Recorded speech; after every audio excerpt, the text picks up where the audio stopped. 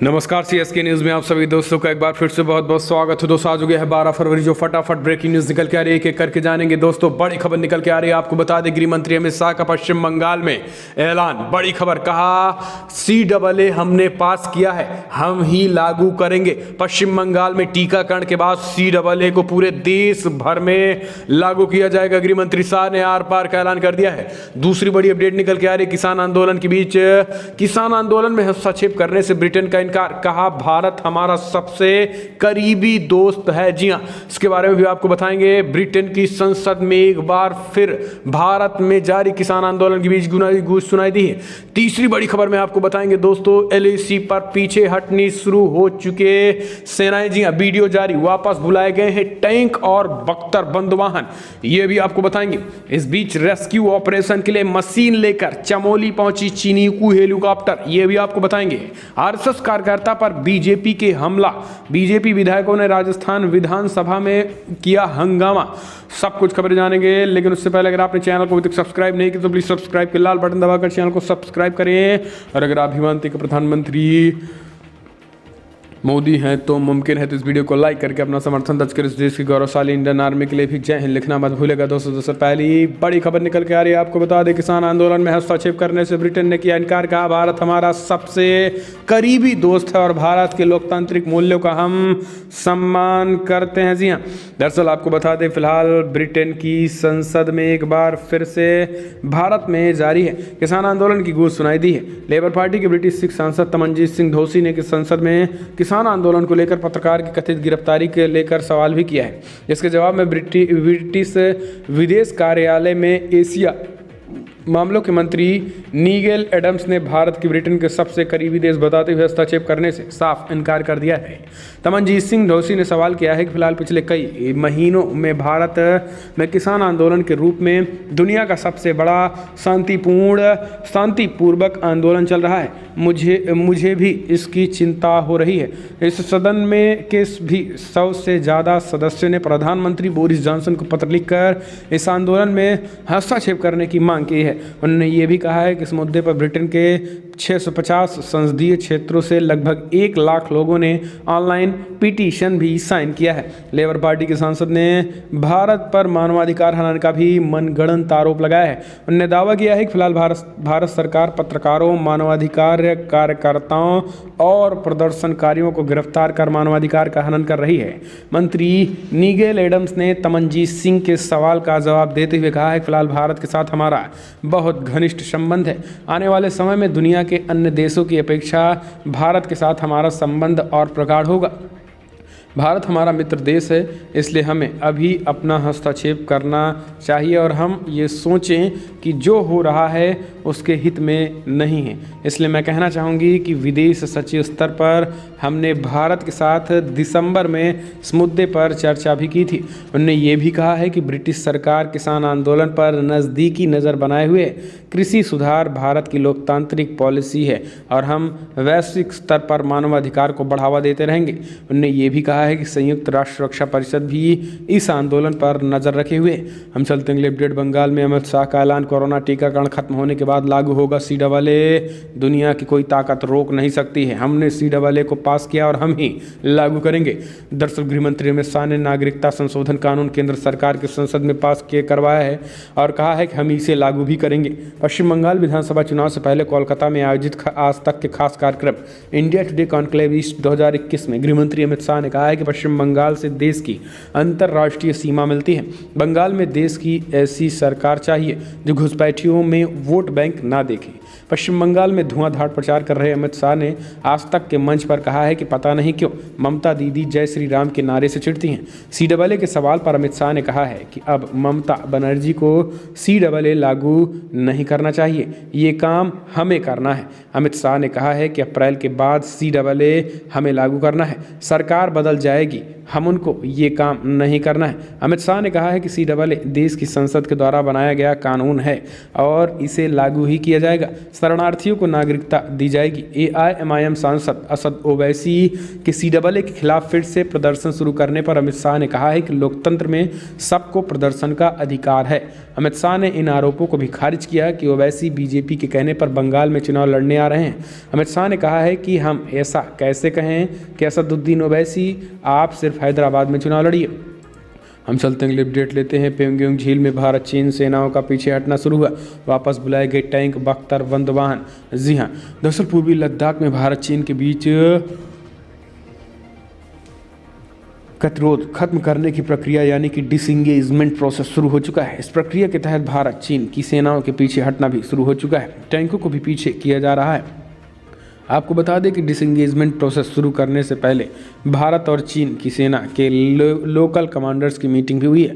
इस मीटिंग के बाद पेंगोंग झील के किनारे से दोनों देशों ने अपने टैंकों को पीछे करना शुरू कर दिया है। भारत और चीन के टैंकों और इन्फेंट्री कॉम्बैक्ट व्हीकल को पेंगोंग के तट से हटाया जा रहा है। चीन ने पेंगोंग झील से टैंक, बख्तर, वाहन वापस लिए हैं। डिसंगेजमेंट प्रोसेस को लेकर भारतीय सेना की ओर से एक वीडियो भी जारी किया गया।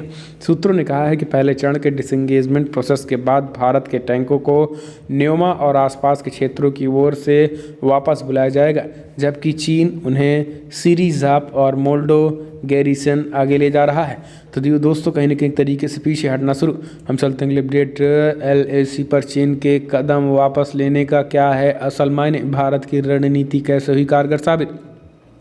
दरअसल 9 महीने पहले पूर्वी लद्दाख में वास्तविक नियंत्रण रेखा यानी LAC के पास चालबाज चीन जब मकड़ जाल बुन रहा था, तब भारत के सूरवीरों ने उसका मुंहतोड़ जवाब दिया और इसके बाद दोनों देशों की सेनाओं में तनाव पैदा हो गया।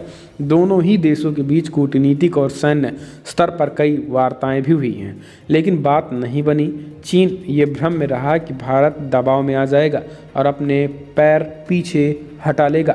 इधर भारत ने सैनिकों को सीमा पर मुंहतोड़ जवाब देने की छूट दे दी और चीन की नापाक हरकतों को लगातार दुनिया के सामने रखा। नतीजन 24 जनवरी को दोनों देशों के सैन्य कमांडर की बैठक में चीन फिंगर 4 से 8 तक की जगह को खाली करने पर राजी हो गया। भारतीय सेना भी फिंगर 3 पर लौटेगी। हालांकि सीमा विवाद को पूरी तरीके से खत्म करने में अभी वक्त लगेगा, लेकिन इसे भारतीय रणनीति की कामयाबी का पहला चरण माना जाएगा। तो ये बड़ी खबर।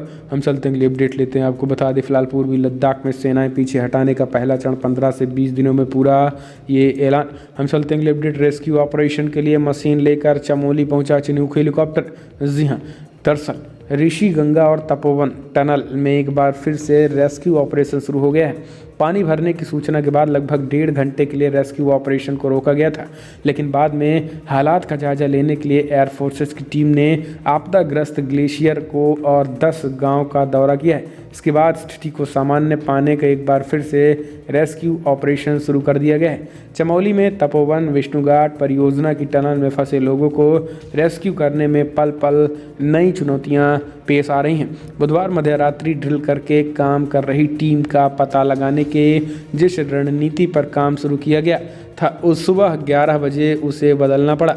अब फिर से मुख्य टनल की सफाई करके पॉइंट की तरफ बढ़ने की रणनीति पर काम करने का फैसला किया है।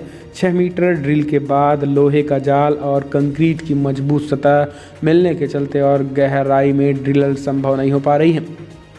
हम चलते हैं, अपडेट लेते हैं। RSS कार्यकर्ता पर हमले का मामला, BJP विधायकों ने राजस्थान विधानसभा में उठाया हंगामा। दरअसल राजस्थान विधानसभा के बजट सत्र के दिन गुरुवार को भारतीय जनता पार्टी विधायकों ने कोटा में राष्ट्रीय स्वयंसेवक संघ RSS कार्यकर्ता पर हमले के मामले पर चर्चा करने की मंजूरी नहीं मिलने पर सदन में हंगामा किया है और बेल में आकर धरने पर बैठ गए हैं। भाजपा विधायक वासुदेव देवनानी ने स्थगन प्रस्ताव के तहत ये मुद्दा उठाने का आग्रह भी किया है, लेकिन अध्यक्ष डॉक्टर CP जोशी ने इसकी अनुमति नहीं दी है। इस पर आपत्ति जताते हुए भाजपा विधायक जोर जोर से बोलने लगे और हंगामा भी शुरू कर दिया। वो बेल में आकर नारेबाजी करने लगे। जोशी ने भाजपा विधायकों से अपनी सीट पर जाने के लिए कहा, लेकिन वे बेल पर ही डटे रहे थे। भाजपा विधायकों ने संसदीय कार्य मंत्री शांति धारीवाल पर अपराधियों को संरक्षण देने का आरोप लगाया है। उन्होंने धारीवाल को बर्खास्त करने की मांग की। जोशी ने कहा है कि फिलहाल नेता प्रतिपक्ष को बढ़ते अपराध को लेकर बोलने की अनुमति दी। उस समय इस मुद्दे को उठाया जा सकता था। विधायक नहीं माने, हंगामा कम नहीं होता देख अध्यक्ष ने सदन की कार्रवाई 12:22 पर आधे घंटे के लिए स्थगित कर दी थी। हम चलते हैं, अगली अपडेट लेते हैं दोस्तों। फिलहाल बड़ी खबर निकल के आ रही है। मैं बंगाल से ममता सरकार को उखाड़ने ही आया हूँ, संभालने नहीं, अमित शाह का ऐलान। पश्चिम बंगाल में चुनावी दंगल के बीच इंडिया टुडे ईस्ट कॉन्क्लेव 2021 का आयोजन किया गया था। इस मंच पर गृहमंत्री अमित शाह पहुंचे। इस दौरान उन्होंने भारतीय जनता पार्टी बीजेपी की बंगाल को लेकर बेबाक राय रखी। इसके साथ ही पश्चिम बंगाल की मुख्यमंत्री ममता बनर्जी पर बड़ा हमला बोला। अमित शाह ने कहा, मैं बंगाल में ममता सरकार को उखाड़ने ही आया हूँ, संभालने नहीं आया हूँ। यहाँ बीजेपी की सरकार तभी आ सकती है जब टीएमसी सरकार को उखाड़ कर फेंक दिया जाएगा। ममता जी की सरकार ठीक से नहीं चल रही है, जनता इस सरकार को उखाड़ कर फेंक देगी। हमारी ममता दीदी से कोई कड़वाहट नहीं है, मगर उनके राज में भ्रष्टाचार हो रहा है, उससे उन्हें चिढ़ होती तो कोई क्या कर सकता है। दागी नेताओं के बीजेपी में शामिल होने के सवाल पर अमित शाह ने कहा है कि बीजेपी में आए नेताओं पर चल रहे मामले खत्म नहीं हुए हैं। किसी को भी पार्टी में शामिल करने से पहले 3 स्तरों पर जांच की जाती है, उसके बाद पार्टी के राष्ट्रीय अध्यक्ष उसे अप्रूव करते हैं। अमित शाह ने हिंसा पर बात करते हुए कहा है कि बीजेपी की सरकार आएगी तो पाताल से भी टीएमसी के गुंडों को खोज निकालेगी। हम चलते हैं, अगली अपडेट लेते हैं दोस्तों। किसान आंदोलन से टोल हो रहा गोल, सरकार ने बताया हर दिन 2 करोड़ रुपए का हो रहा नुकसान। किसान आंदोलन की वजह से सरकार को टोल कलेक्शन में काफ़ी नुकसान हो रहा है। केंद्र सरकार ने गुरुवार को संसद में बताया है कि फिलहाल किसानों के विरोध प्रदर्शन की वजह से हर दिन करीब 2 करोड़ रुपए का नुकसान हो रहा है। कृषि कानूनों के खिलाफ हो रहे प्रदर्शनों की वजह से पंजाब, हरियाणा और दिल्ली एनसीआर क्षेत्र में कई जगह दिसंबर से टोल कलेक्शन नहीं हो रहा।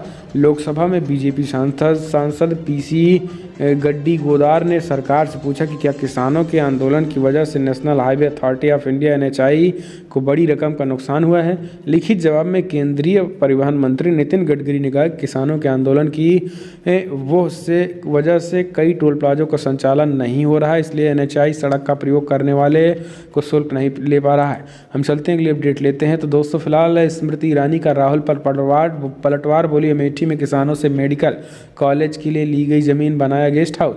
दरअसल नए कृषि कानूनों को लेकर कांग्रेस सांसद राहुल गांधी ने गुरुवार को लोकसभा में सरकार को घेरा तो केंद्रीय मंत्री स्मृति ईरानी ने उन पर पलटवार किया। स्मृति ईरानी ने कहा कि उन्होंने किसानों की बात कर सरकार पर आरोप लगाए, लेकिन मैं हैरान हूं कि वो व्यक्ति जहां से सांसद था उस क्षेत्र को लेकर सदन में चर्चा में कभी शामिल नहीं हुआ।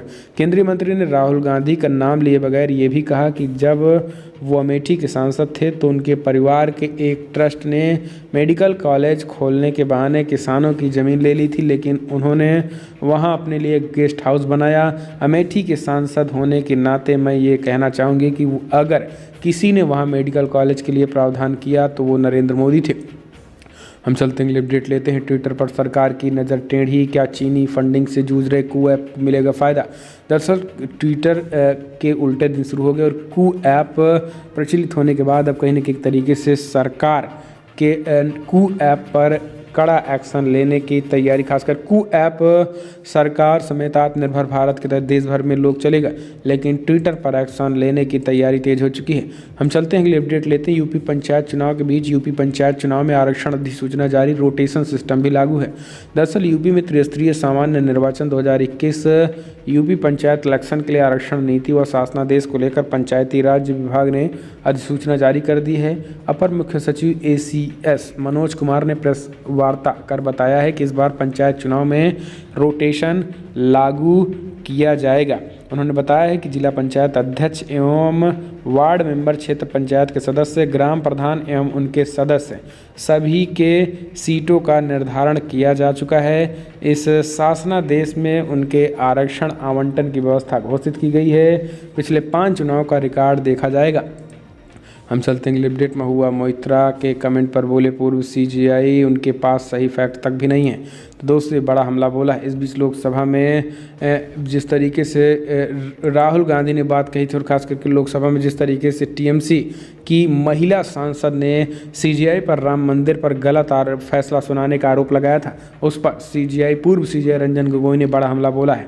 दरअसल आपको बता दें, पूर्व सीजीआई रंजन गोगोई ने इंडिया टुडे कॉन्क्लेव के चौथे संस्करण में शिरकत करते हुए खुलकर हर मुद्दे पर जवाब दिया और उन्होंने point of view the third pillar road map for Indian judiciary session में बोलते हुए 2 दिन पहले संसद में लगे आरोपों पर जवाब दिया।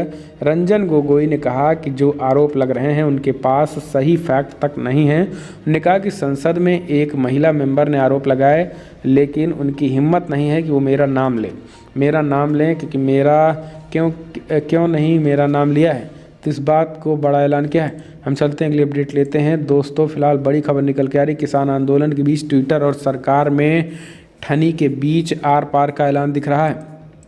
हम चलते हैं अगली अपडेट लेते हैं। दोस्तों फिलहाल सीएम योगी आदित्यनाथ का शिकंजा, हत्याकांड, कासगंज शराब माफिया मोती का दाहिना हाथ नवाब गिरफ्तार, लाठी भाला भी बरामद।